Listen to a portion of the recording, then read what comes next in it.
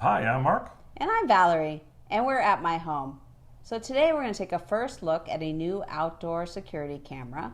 This is very heavy. It's from a company called XTU, and they sent us this outdoor camera to review. And I need to look at the box so I can tell you what it's called. It is the XTU GX1S PTZ battery-powered security camera. Whoa, there's a lot of letters and numbers, but the bottom line is it's two big components here, right?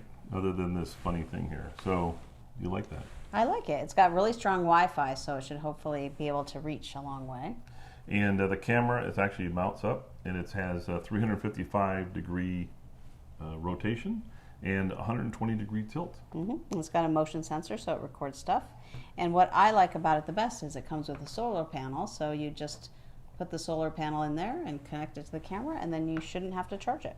See, long cable. And that's it. And then it comes with a nice instruction manual And a sticker. Always need the sticker.